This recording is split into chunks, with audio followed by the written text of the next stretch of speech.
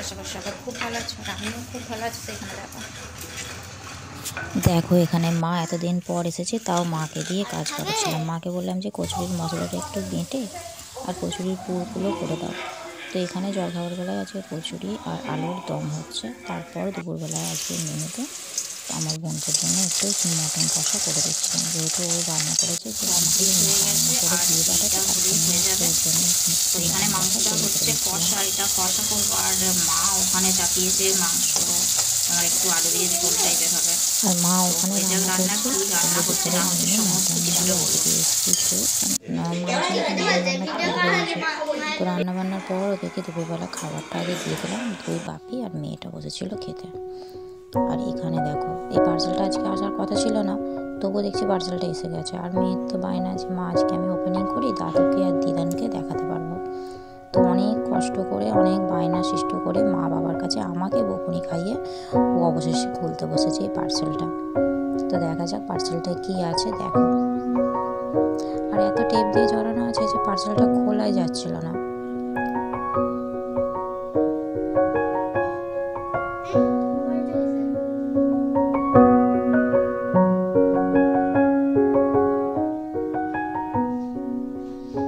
তো দেখো কতটা পরিমাণ টানা হেঁচড়া করার পর একবার কাটছে, একবার এদিক টানছে, একবার ওদিক টানছে।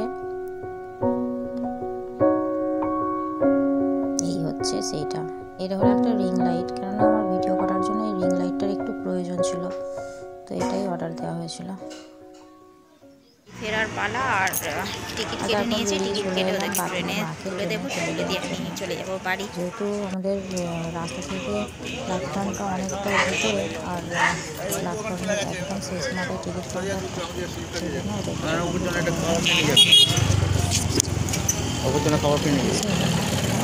ওই দিকে তো তোমার ওই দিকেরটায়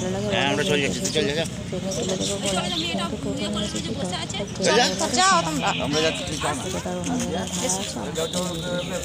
3 নম্বরে দেবে। টাটা করে দিয়ে একটু দাঁড়িয়েছিলাম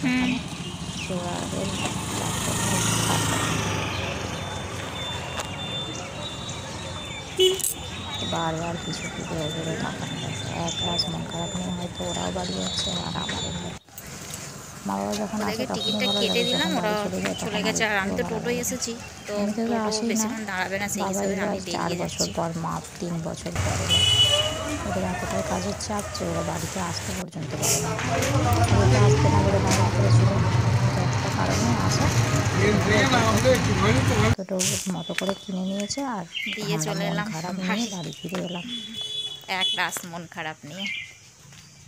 বাবা মা যখন আসে তখনই ভালো লাগে, আর যখন যাই তখনই ভালো লাগে মন। তারপর দিয়ে আসা কিংবা সেখান থেকে আবার বেরিয়ে চলে আসা আর একদম ভালো লাগে না।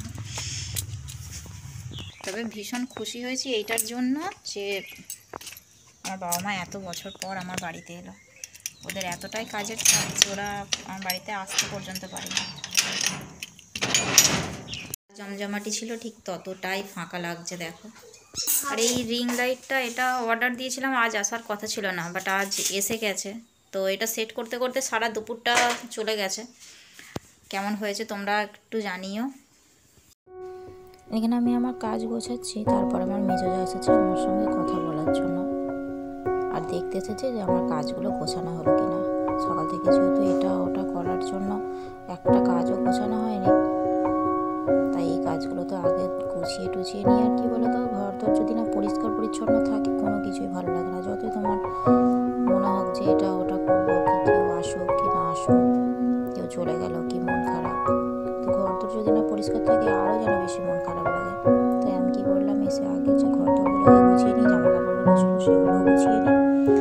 আর ওর সঙ্গে তো কথা বলতে বলতে বকতে বকতে আমার তো প্রায় কাজ হয়েই গেল। আর এক কাছে দু চা থাকলে কি হয় বলো তো, হাজারো গল্প, হাজারো কথা, হাজারো আলোচনা থাকে। তাই একটা করে জামা কাপড় তুলছি, আবার নামাচ্ছি যে ভালোভাবে গোছাই আর গল্প করি। আর এখানে দেখো মেয়েটাকে এই পুতুলটা বের করেছিল কাল, তো আর ওর ভাই খেলবে বলে বের করেছিল, সেটাকে আর তোলা হয়নি। আর পুচকিটা এসেছে পুতুলটাকে নেবে বলে, ওকে নিয়ে ওটাকে হাঁটতে পারে না, দাঁড়াতে পারে বলো, ওর থেকে তো অনেক বড় পুতুলটা। তো চলো আমি